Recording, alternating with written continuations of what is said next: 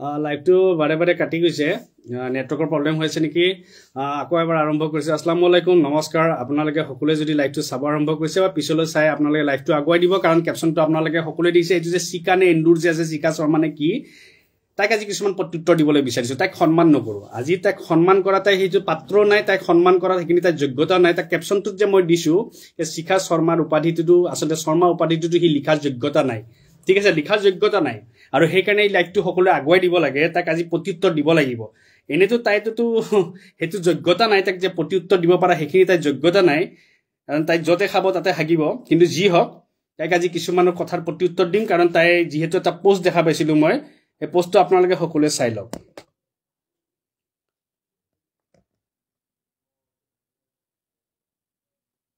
আপোনালোকে সকলোৱে দেখিছে তাই এইটো পোষ্ট দিছিলে দেই। আৰবীত প্ৰাৰ্থনা কৰা মানুহ অসমীয়া নহয়।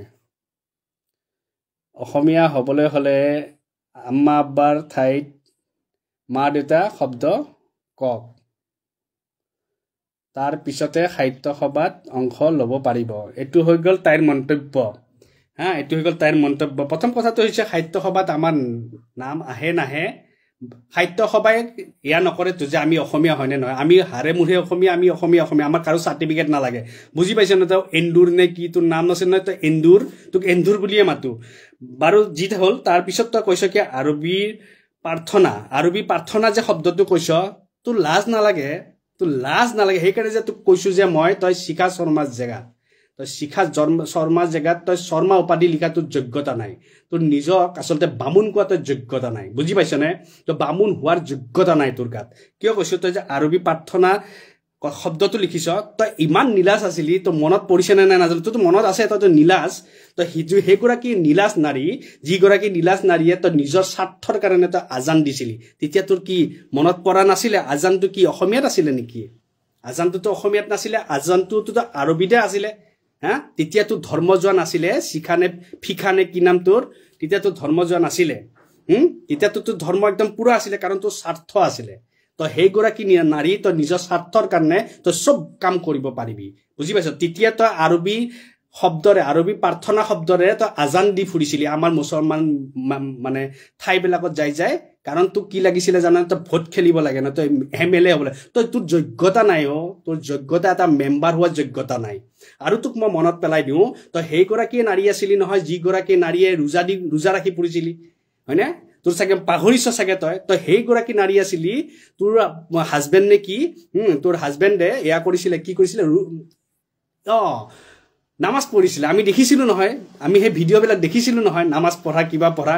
আৰু তই সেইগৰাকী নাৰী আছিলি, যিগৰাকী নাৰীয়ে নিজৰ স্বাৰ্থৰ কাৰণে নিজৰ কিছু একাংশ সনাতনী ভায়েকক গালি পাৰিছিলি।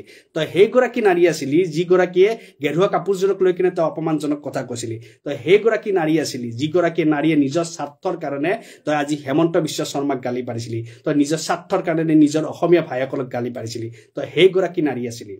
বুজি পাইছ না? তোৰ যোগ্যতা তোৰ কি আছে? তই সেইকাৰণে আৰবীৰ ভাষালৈ কথা নকবি। বুজি পালি ন? তই আৰবী ভাষালৈ কথা কোৱা তোৰ যোগ্যতা নাই। কাৰণ তই সেইগৰাকী নাৰী, নিজৰ স্বাৰ্থৰ কাৰণে তই যিমান তল পৰিব পাৰ পৰি যাব পাৰ। আজি তোক যেতিয়া ভোট নিদিলে মুছলমানে, কিয় ভোট দিব? তই MP হোৱাৰ তোৰ যোগ্যতা আছে, তোৰ গাত MP হোৱাৰ টেষ্ট আছে, MP হোৱাৰ যোগ্যতা আছে নে তোৰ গাত অলপমানো? তই এটা মেম্বাৰ হোৱাৰ যোগ্যতা নাই। তোক সেইকাৰণে আমাৰ মুছলমান সমাজে তোক বুজাই দিছে, তোৰ আচল যোনটো এয়া বুলি কয় নহয়, তোৰ অকাত কিখিনি আছে, তোক সেইখিনি বুজাই দিয়া গৈছে। যোনজনী মাইকী আচলতে নিজৰ ধৰ্মৰ, নিজৰ জাতিৰ হ'ব পৰা নাই, সি বেলেগৰ কি হ'ব? তই নিজৰ স্বাৰ্থৰ কাৰণে যেতিয়া তই গালি পাৰিছিলি, আজিতো লাজ লগা নাই? তই কিন্তু যাই কিনে সেইখিনি মানুহৰে ভৰিত পৰিছ। কিয় লাজ লগা নাই? তোৰ নীলাজ। তোৰ কি লাজ লাগিব?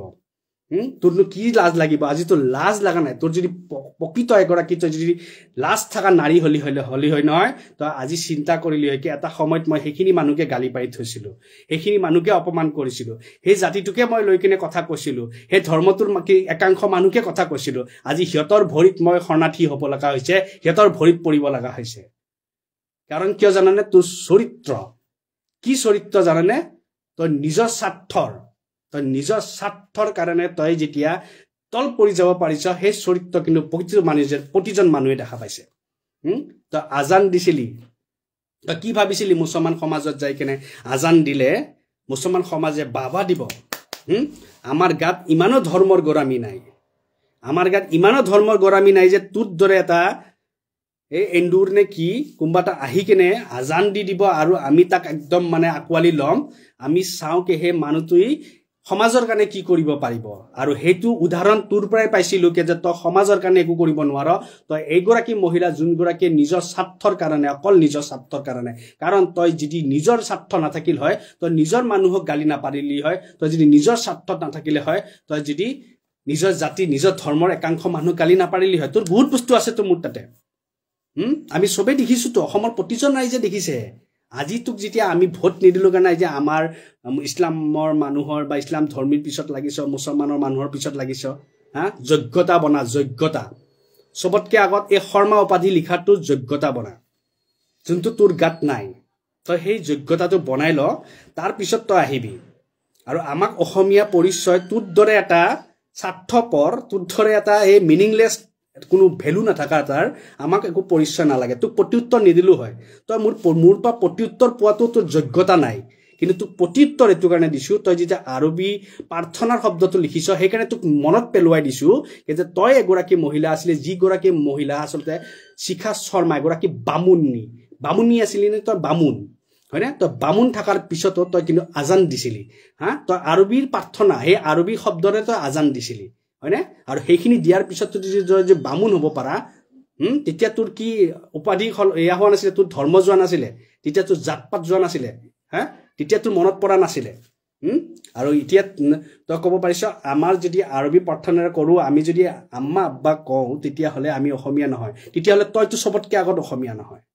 তো অসমীয়াও নহয় তই সনাতনীয় নহয় তই একো নহয় কাৰণ কালি যদি সনাতনী ভাইসকলে যদি তোক যদি লাত মাৰে নহয় তই বেলেগ এটা জেগাত যাই পৰিবি তই বেলেগ এটা জেগাত যাই পৰি কিনে আকৌ সনাতনীহঁতক গালি পাৰিবি তই সেইটো মানুহ হয় সেইটো কাৰণে প্ৰথমতে নিজৰ হ'বলৈ শিক তাৰ পিছত তই পৰৰ এনেই হবি বুজি পাইছ নে যোনে নিজ ঘৰৰ আপোন হ'ব নোৱাৰে সি পৰৰ কেতিয়াও হ'ব নোৱাৰে বুজি পালি আমাৰ অন্তৰত আমি প্ৰথমতে লা ইলাহা ইল্লাল্লাহু মুহাম্মাদুৰ ৰাসূলুল্লাহ তাৰ পিছত আমি আমাৰ ভাই যেতিয়া ওচৰত আছে আমি জয় শ্ৰীৰাম বুলি কম ঠিক আছে আমি এটো নকও কি আজি হে ভাইজনক মনত ফুটি লগাবৰ কাৰণে আমাৰ ধৰ্মটো আমাৰ জাতিটো বদনাম কৰি বা বেয়া কৰি কেনে আমি সেই ভাইটো ভাল লগাবলৈ নাযাও আমাৰ প্ৰথমত আমাৰ নবীৰ কথা কম তাৰ পিছত আমি সকলোকে শ্ৰদ্ধা কৰিম কাৰণ মই যদি মোৰ ধৰ্মৰ হ'ব নোৱাৰো মোৰ জাতিৰ হ'ব নোৱাৰো তেতিয়ালে মই কাৰুকে হ'ব নোৱাৰো কয় নহয় যোন ল'ৰা ছোৱালী নিজৰ মাক বাপেকৰ হ'ব নোৱাৰে সি কেতিয়াও নিজৰ মাইকীৰ হ'ব নোৱাৰে কাৰণ যোনে নিজৰ মাক বাপেকক এৰি দিব পাৰে সি মাইকী তাক এৰি দিওঁতে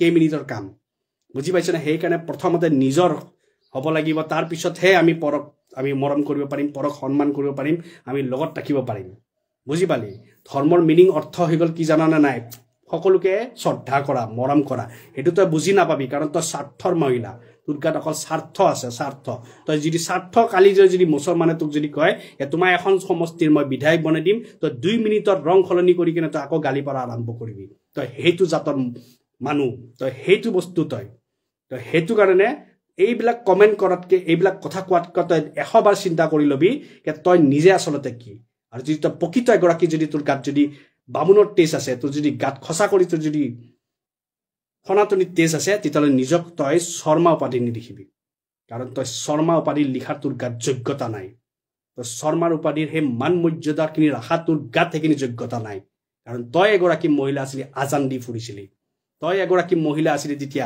মিয়াৰ ঘৰে ঘৰে ঘুৰিছিলি তেতিয়াতো মিয়া বুলি চিনি পোৱা নাছিলি তেতিয়াতো অসমীয়া আছিলে এতিয়াহে মিয়া হয়নে নহয় তই সেই গৰাকী মহিলা মনত ৰাখিবি দ্বিতীয়বাৰ কথা কোৱাৰ আগত নিজক চিন্তা কৰি লবি যে তই কি হয় আসলতে তই কি হয় জয় অসম